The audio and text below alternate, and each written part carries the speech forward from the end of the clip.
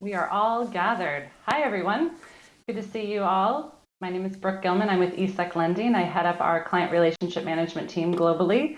And I have with me a great panel. I'm very pleased they're all here because it felt like it wasn't without a fair amount of effort getting us all here today. So I want to introduce our panel. So first with me, Matt Chesham. He is an investment director at Aberdeen. And Matt oversees all securities lending activity across Aberdeen globally and also manages some of Aberdeen's sterling money funds. We also have Mr. Rob Gooby. Rob is an assistant vice president of collateral management in both the fixed income and derivatives sectors within HOOP, the Healthcare of Ontario Pension Plan. Rob has been at HOOP for a very long time, 21 years, in a variety of different roles. And Rob's role today is overseeing quite a bit of activity in terms of securities lending, repo, cash investment, Delta One, really anything on the short end or balance sheet management, having to do with collateral management at HOOP.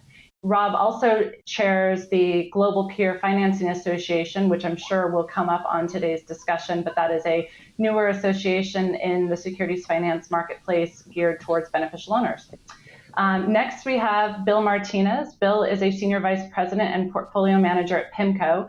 Bill is on the short-term desk where he leads the financing section for the short-term desk at PIMCO, really focusing on probably three different areas, everything from acquiring leverage for the firm between liquid collateral to structured products. He also invests the short-term excess cash for PIMCO, and their team manages quite a number of portfolios in the short-term complex. And really, Bill's role is sort of involved in the day-to-day financing and repo efforts for PIMCO. And then next with me, and thank you for joining in particular, Xavier. Xavier Boothers is a senior portfolio manager at NN Investment Partners, and Xavier was nice enough to step in today for Ben Meaden from Aviva Investors, who unfortunately sadly is not with us today and has some personal issues that he's managing through. So Xavier is with NN, which is a Netherlands-based fund manager. Xavier manages and oversees all the securities financing activities with NN. He's within the fixed income solutions team, and he also covers NN's general account desk. And so welcome, guys. Good to see you all. I'm assuming I can see you all as well. Yes? Okay, perfect. All right. So, I think this is an exciting session, and hopefully you all listening will get quite a bit out of it, in part because I think it's a notable sea change for this conference to have a panel with all buy-side beneficial owner voices involved. And I think it sort of reflects the changes in this industry over the past number of years. ISLA now obviously has a very active and involved beneficial owner buy-side group, which meets regularly and leads many initiatives within ISLA. In addition, we're seeing other buy-side voices grow and increase in volume in the marketplace. And I think that the title of this, sort of the global influencers on the supply side, I'm not sure everyone here today would have thought of themselves as a global influencer, but they've definitely been promoted as such.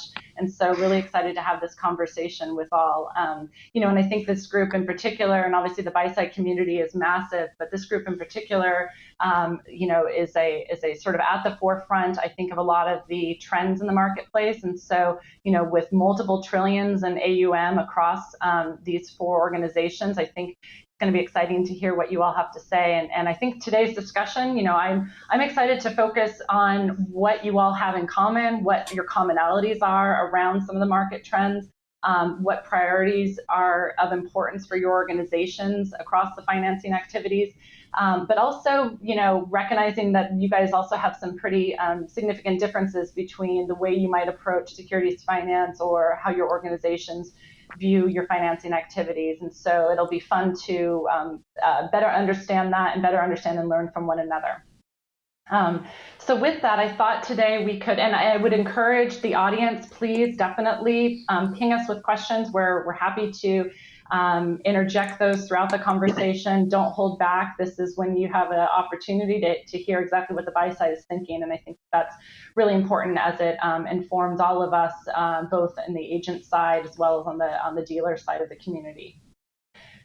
So I think today, why don't we start with, kind of let's start high level and work our way down. And so I think in terms of when you think of securities finance, one of the major changes on the buy side over the past number of years is sort of how folks and plans and organizations are viewing liquidity management, leverage management, collateral management, and how all of those areas are oftentimes being centralized under one sort of umbrella. And so I'd really love to hear from you guys about, the way you and your organization and your teams are approaching these areas, and then we can drill down further. So with that, Bill, can I put you on the spot maybe and Sure. start and just ask how you and PIMCO think about liquidity management, and we can go from there. Thank you, Bill. Sure. Yeah, I mean, liquidity risk management is extremely important to this firm. We run pretty conservative guidelines where we focus on like large buffers of cash in our portfolios, especially ones that are levered. We also focus on very strict pricing resources internally. Obviously, that came in display in March of 2020 that just because you have great liquidity doesn't necessarily mean you're not going to run into issues. So you still need to have excellent pricing and a collateral team to make sure that it's a seamless process in bouts of crisis, such as March, where there is basically a dash for cash. Besides that, I mean, my goal is never to be complacent. We always need to be prepared for, even in a situation like now, there's robust liquidity. There's an interesting dynamic that always develops. Basically, when liquidity, it's very hard to find, and now there's an abundant amount of liquidity, and no one wants to use it. So you have to thread the needle on that, and you need to figure out ways to be opportunistic in the market while also preserving liquidity at your firm.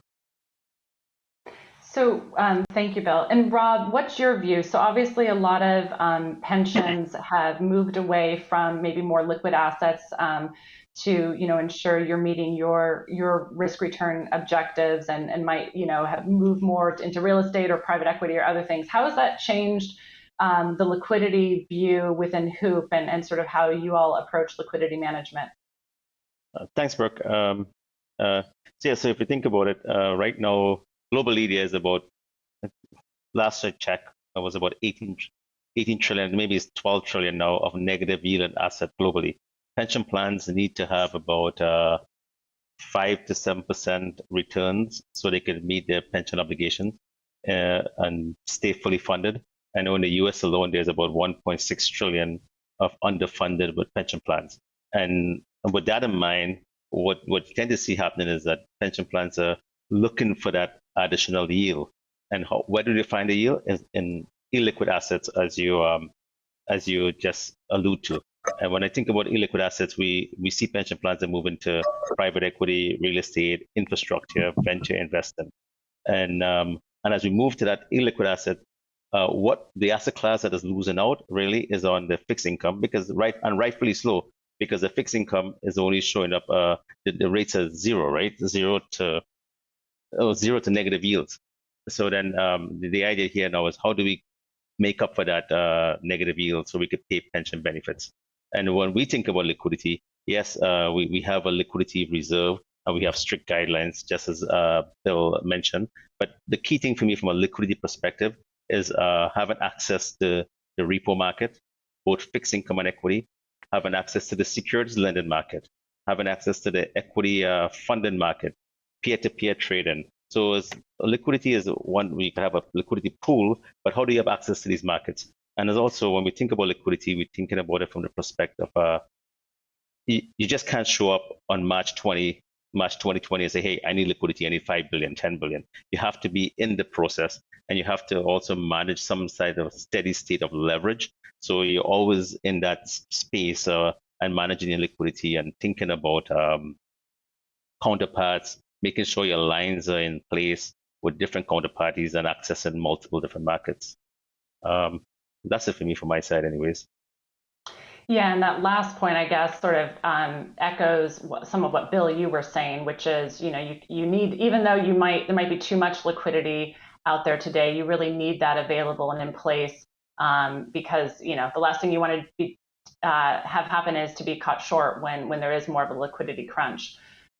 Xavier, you at NN, you guys take, I think, a pretty sophisticated approach, from an asset management perspective and how you look at financing and liquidity. And I know that you do have a very centralized view on how you manage your liquidity for the organization. Can you speak to what you all do at NN in this regard?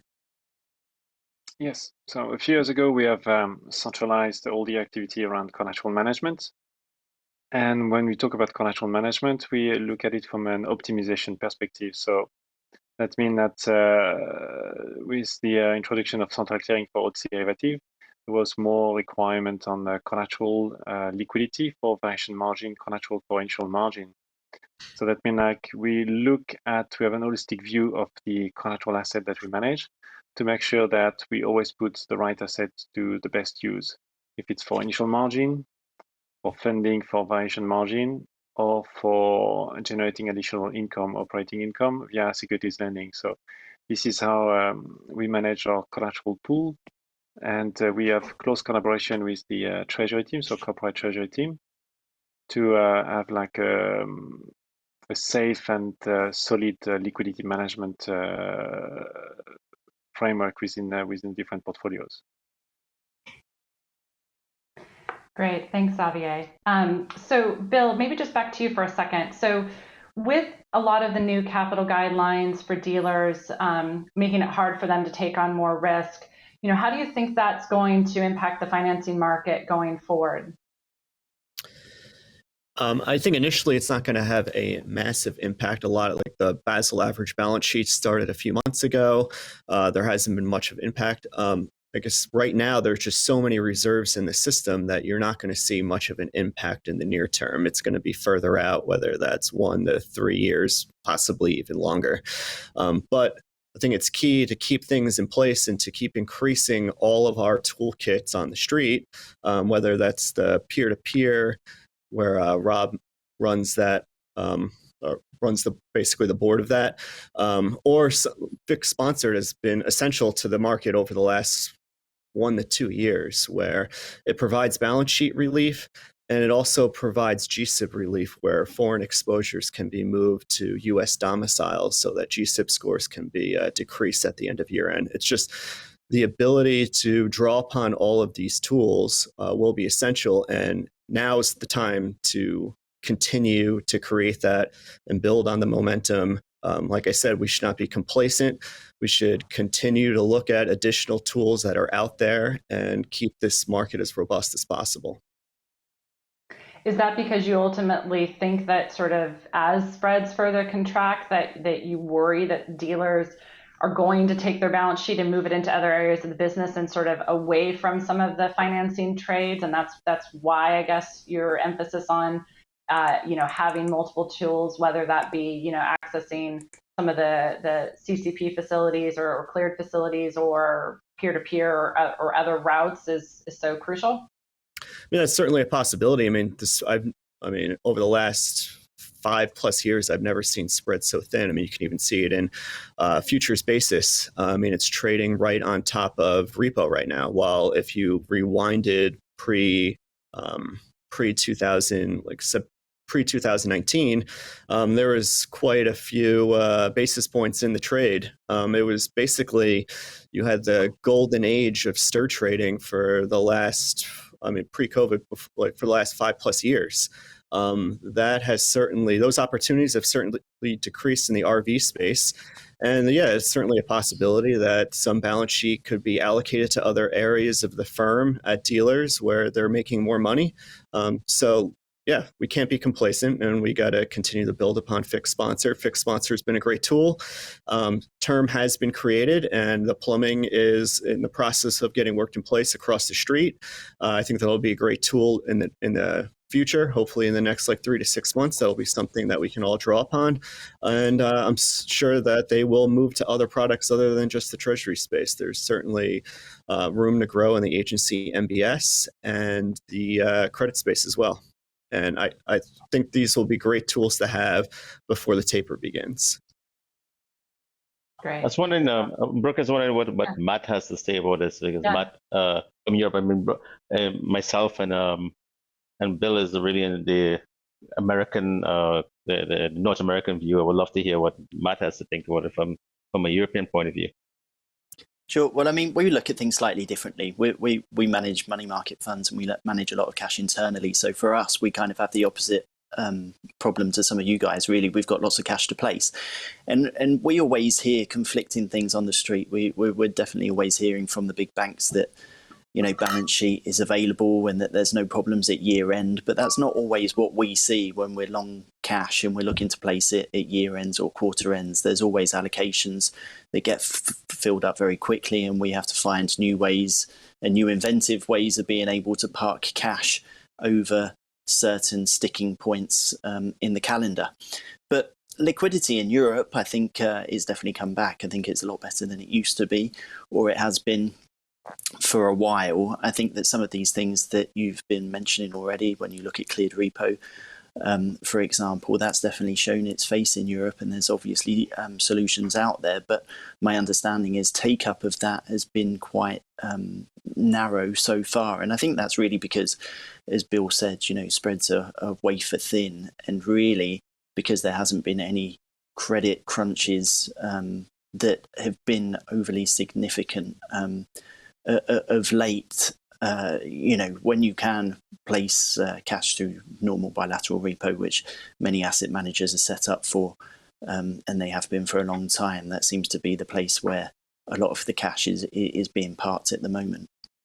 In terms of, you know, where we talk about collateral management, we talk about liquidity management, where we talk about securities lending, from my personal perspective and from the perspective of Aberdeen and what we do from the securities lending program, all of these new phenomenons, if you like, or relatively new phenomenons, have really helped us promote the securities lending operation that we have in place and the activity that we wanted to grow and expand. Because, you know, I was listening to one of the previous panels from the industry leaders, where Danielle from Amundi was talking about, you know, short selling and the perception of short selling from the asset management side, and having this broader conversation to talk about liquidity management, collateral management, securities finance, stock lending. This really does help asset managers and fund managers in particular understand and appreciate the bigger picture. And really, it does move the conversation away from, if you're lending securities, it's basically to short sell a long only position that I'm holding in the market, and that's detrimental to my portfolio.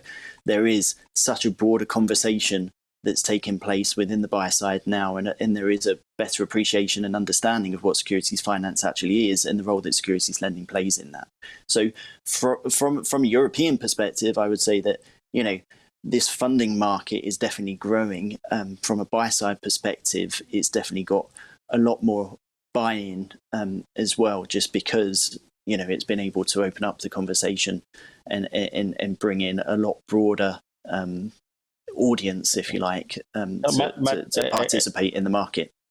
I agree with that, Matt. I mean, I remember when I joined the securities lending business back in 2008, one of the port PM, he told me, "Hey, Gooby, the tail don't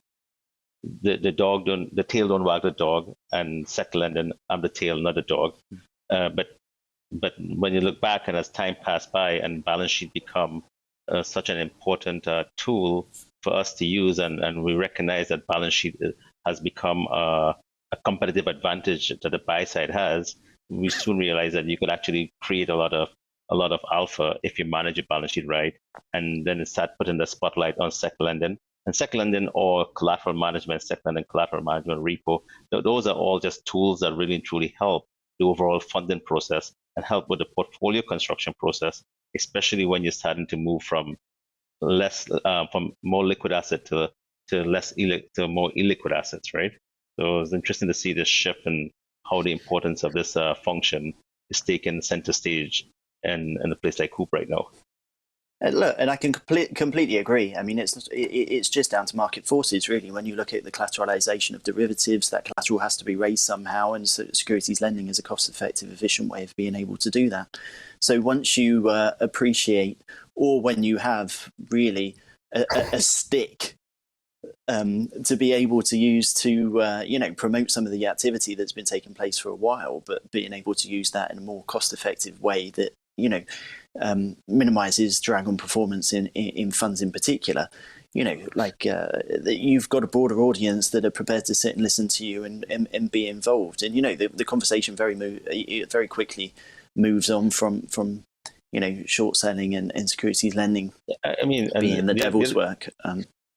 The other point as well too, we look at what Bill was saying, and we all know that the spreads are so thin right now that any incremental alpha you could generate with other activities for your portfolio is very important. So if I have a portfolio of short-term assets and the yield on maybe 5, 10 beeps, 20 beeps, if we're lucky, then if I could lend that asset and pick up another 10 beeps and then rehypothecate the asset because we could manage collateral, that is what we're looking to see and add the value and the alpha for us, and not just holding assets, but the rehypothecation process of create additional revenues.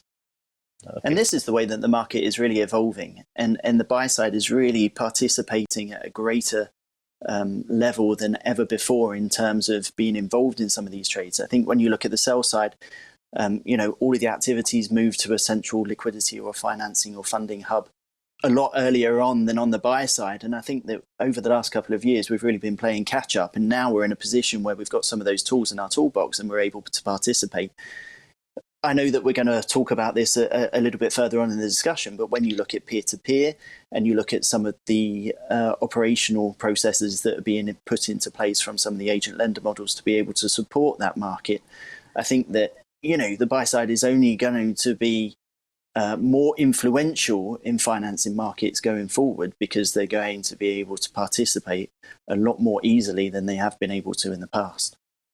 Yep.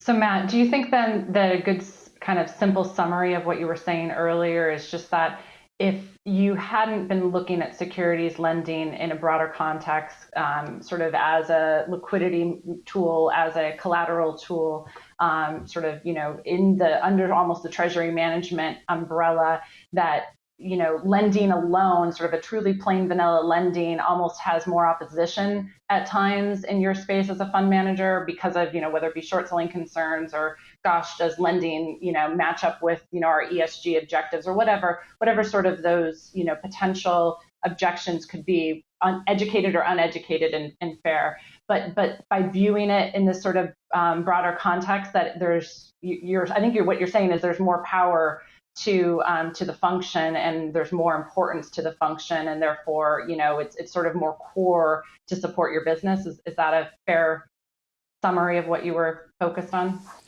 Yeah, absolutely. And there's a broader understanding throughout the organization of the value that securities lending and securities financing can add to a number of different areas, whether it's segregated mandates, whether it's your own funds that you're trying to structure, whether you're raising cash for LDI funds and repoing out gilts, or whether you're trying to use securities lending to raise collateral, so you're reducing drag on performance.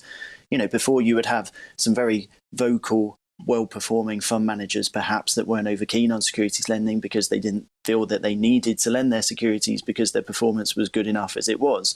Well, sometimes their voice was very loud because they were making lots of money for the firm, because they had strong performance. But now there is a broader understanding and a broader acceptance that securities finance has a very clear and defined role to play, not only in generating incremental revenues for long-only funds, but throughout the organization in a number of different areas where using securities finance allows you to unlock liquidity that can be used elsewhere within the organization.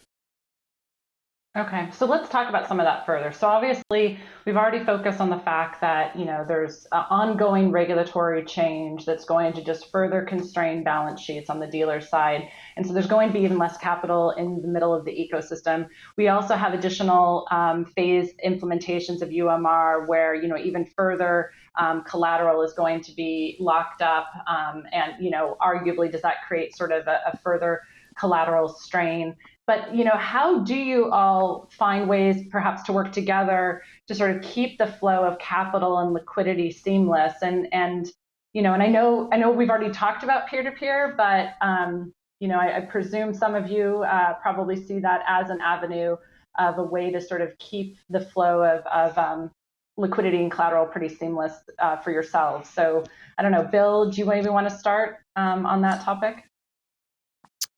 Sure.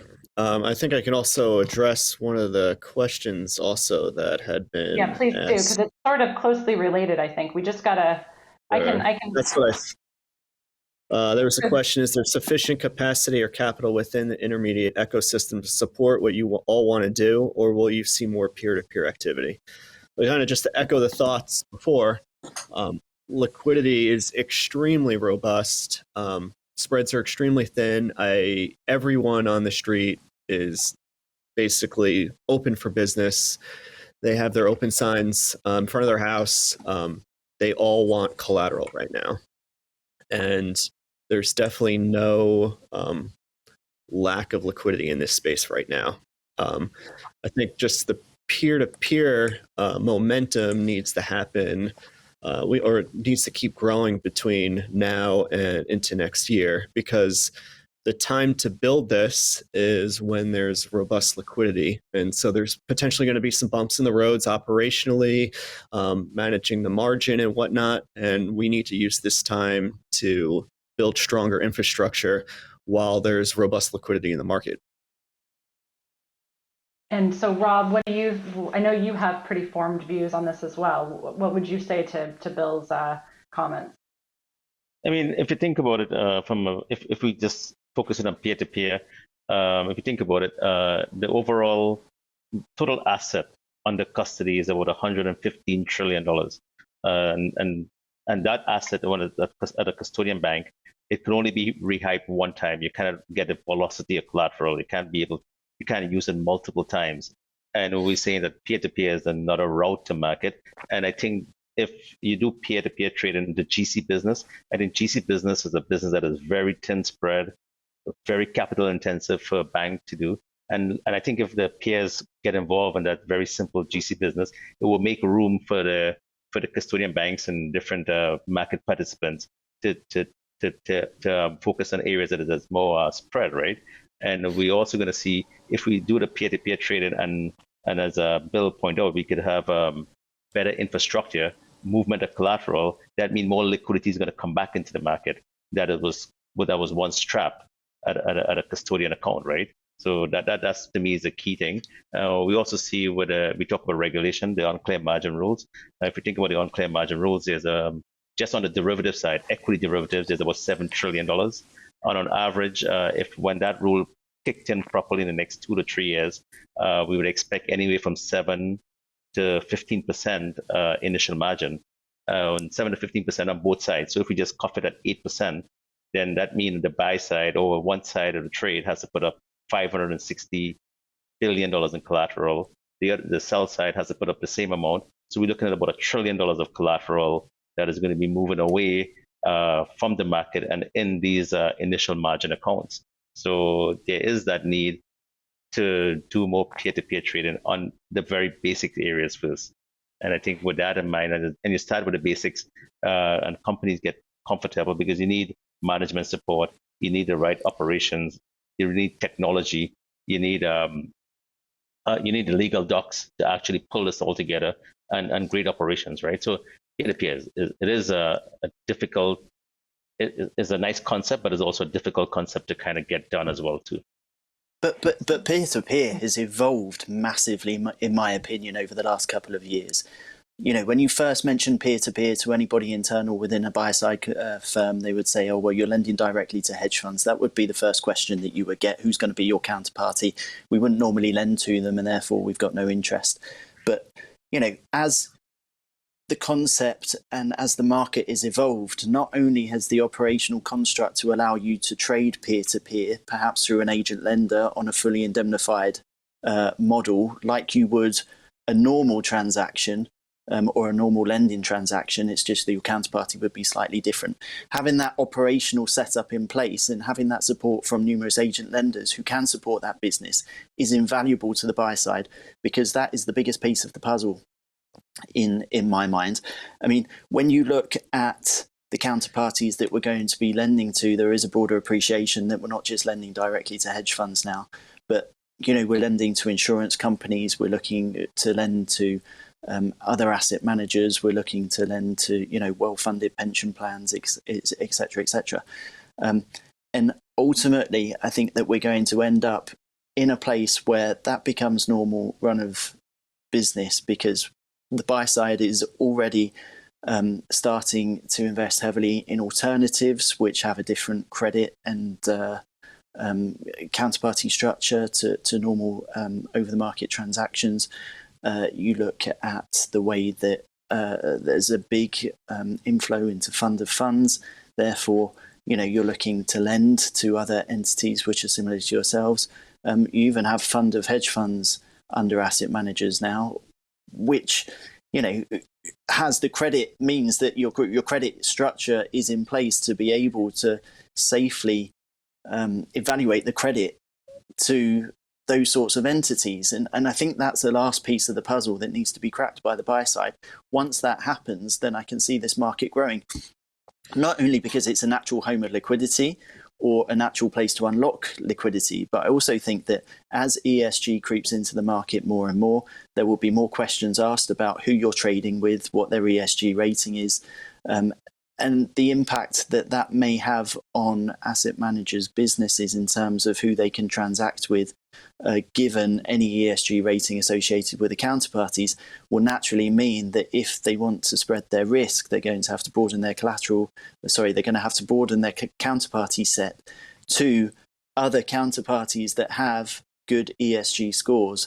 And I think that, other buy-side firms is just going to be a natural place to look for that, given that the puzzle is slowly being put together.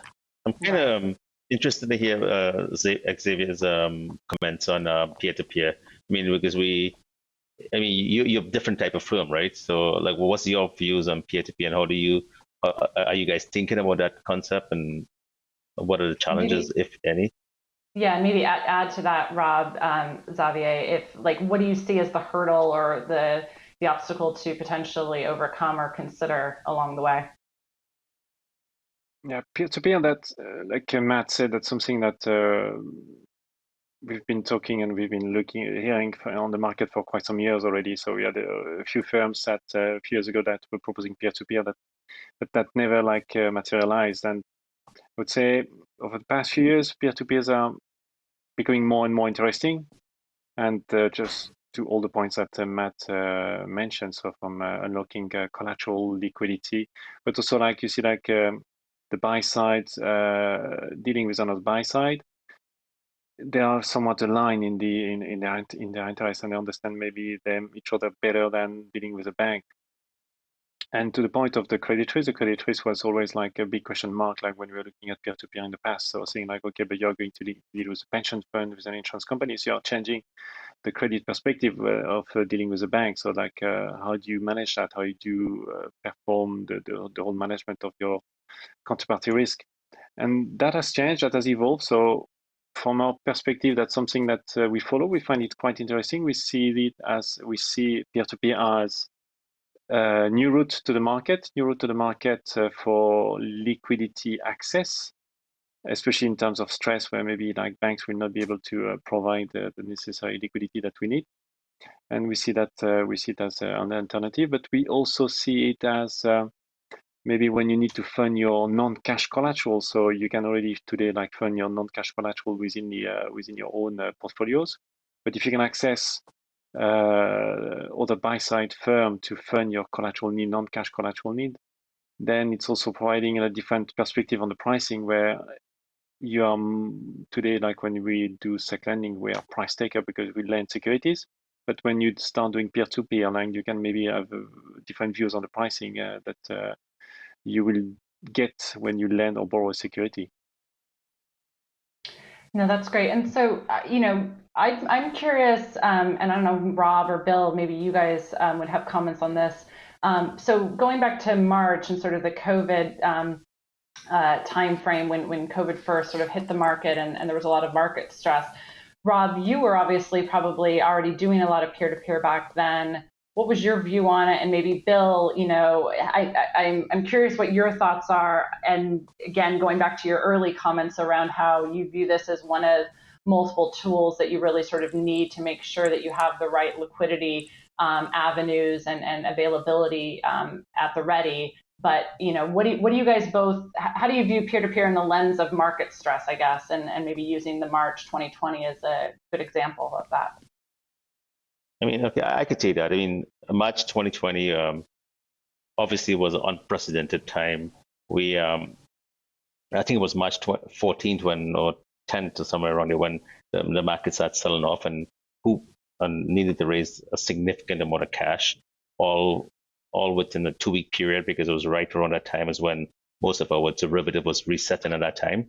So we had to raise all this cash to make that payment. But the truth is, we had multiple routes to market, and the traditional route to market was the bilateral repo, and the non-traditional route we had as well was using the peer-to-peer activities, which we were able to do collateral upgrade trades with several of our peers, and then to take those upgraded transactions and turn them into liquidity back into the market to maintain, to meet our collateral obligations and all our cash needs, right? So in a lot of ways, I thought the peer-to-peer activity helped a lot. We had a situation where some of the banks were saying they didn't have enough cash there. We were hitting limits, but because we were in a position to deal with either custodian banks, we deal with all the custodian banks, and we had access to multiple peers in the traditional way, where we could just borrow from the custodian bank and access balances from our peers. Or alternatively, we had agreements where we had specific peers that we were doing directed trades, and we were borrowing significant amount of liquidity from those peers, and it worked out really well. And we were really happy with how it worked out. In the end, we actually raised too much cash. We raised extra $4 billion, which we turned quickly into a liquidity pool, and we managed our liquidity pool throughout the year in case we had another pullback, but we didn't. So in a lot of ways, I think the peer-to-peer activities were very important for us during the March period. And I also think it highlighted kind of the downsides or the limitations of the Fed program. So in September 2019 and March in 2020, the Fed ramped up operations. They cut rates on a Sunday in mid-March, and the repo the next day still traded well above the target band. And the issue is that this is great for the dealer community, but if they're strained on balance sheet, it's difficult for them to give buy sides like so-called access to the Fed, like even the Treasury facilities. It's going to take some time. It doesn't happen immediately. And so that limitation has kind of highlighted a need for more potential peer-to-peer, because, I mean, even in like mid to late March, it did seem that dealers did have balance sheet available. I mean, one issue is that everyone was spread across their home offices, and risk, credit, trading weren't all sitting together. It was difficult to kind of deploy any of that balance sheet that they used. If there was a strong infrastructure for the peer-to-peer, it would have been easier for the buy side to kind of connect the pieces. And the peer-to-peer also helps declog the plumbing system. That if you had a very robust peer-to-peer system, it could have at least assisted with basically cleaning up some of the clogs in the plumbing, and open up potentially. It could then, as a result, open potential CP market, short credit. It definitely has other second, third orders to creating a better infrastructure in the system. Bill, to your point there, back in March, I think about 40% of my liquidity came from my peers, actually. And we needed a significant amount of liquidity, and the 40% came. And then talk about cluttering up and decluttering the whole funding market. I think that was, it helped me a lot, because I think if I had to go to banks and broker dealers and stuff like that to get that cash that I needed, it would have been painful to get all that. And I was really happy that we had the infrastructure in place. I mean, Hoop is a little bit different in the sense that we build our own technology in-house. We have our own back office, and we do a lot of things in house, and which made it easy for us to get these activities done and within working from home, right? So that was the fun part. That was not fun, but that was the benefits of doing all the hard work for years. But I like your point about declutter and the whole funding market, in the sense that if by doing peer-to-peer, you could actually bifurcate some of that trade and activity in different markets and work with dealers in the market where they can make more spread, right? Because the idea is we want everyone to make money. We don't want just the buy side to make money. The ecosystem has to work. Buy and sell side has to make money. But there's certain activities that should happen in the buy side, and I think certain activities should happen on the buy to sell side. One question I'd have for you, Rob.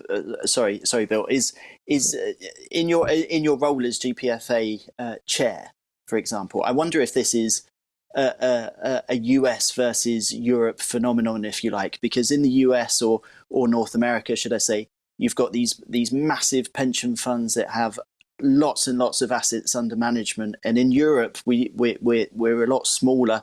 We don't have the same critical mass, and therefore we tend to be a little bit slower on the take up of these opportunities, because perhaps they're not so beneficial to us from the off start because we haven't got the economies of scale.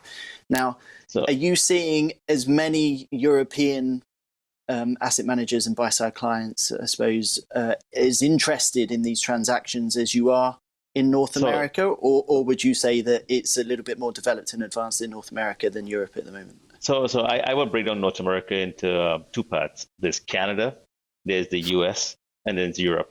And in a lot of ways, I think the Canadian marketplace, I mean, and I'm not because I'm in Canada, but I think the Canadian marketplace is way more advanced in this space, because most of the pension plans are run like real asset managers and not necessarily just pension plans. And we also have a significant amount of usage of financing tools in the pension plans in Canada. And with that in mind, we actually develop the operations that needed for activities to take place within your own organization.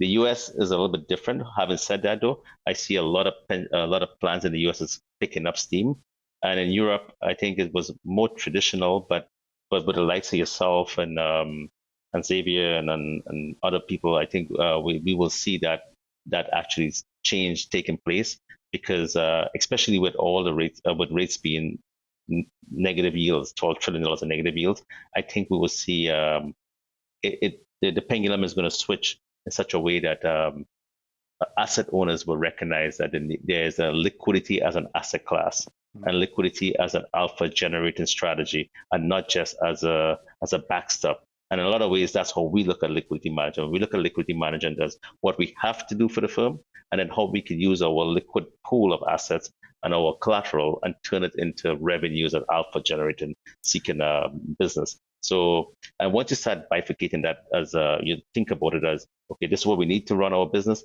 and this is how we could take that byproduct and create alpha. Once we start creating that alpha, management actually get hooked onto that revenue stream and that alpha, and then they start supporting.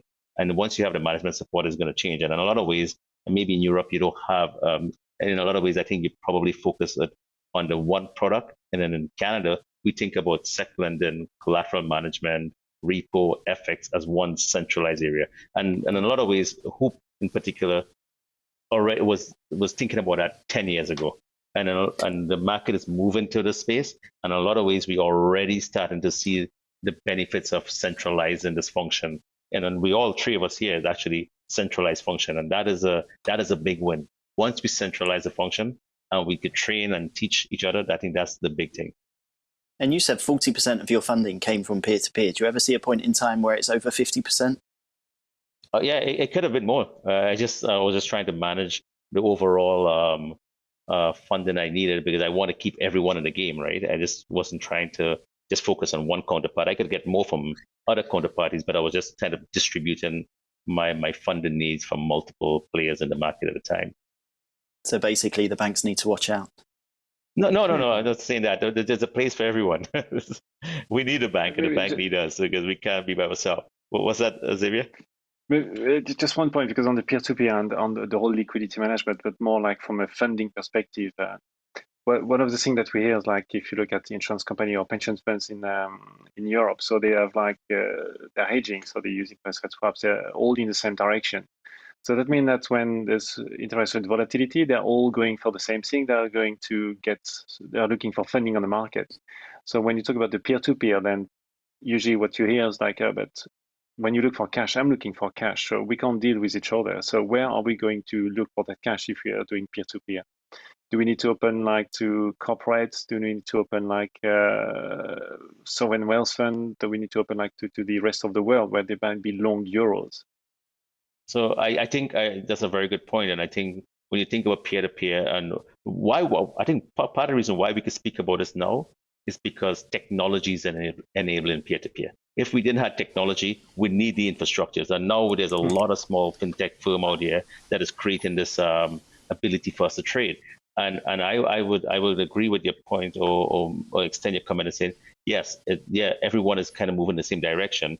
But if the key thing really is to expand your counterparty set, and you expand your counterparty set, maybe to hedge fund, you have an allocation, you expand it to sovereign wealth fund, you expand it to corporation as well, because this corporation going to have cash in those times, and then they have different cash in different parts of the world, so you can take advantage of the FX basis and you work together to create that partnership. So it is about just redistributing that collateral that is stuck at an agent lender. And I'm saying that they're always going to be, the collateral has to be at a custodian bank.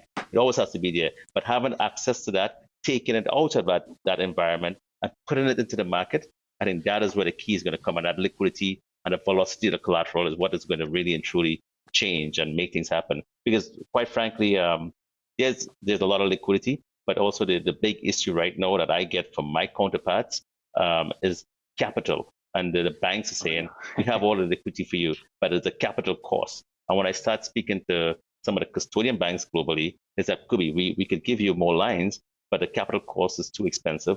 And part of the reason for that is because you're not rated. So you have to be considered, if you're a rated entity, you're going to be treated differently.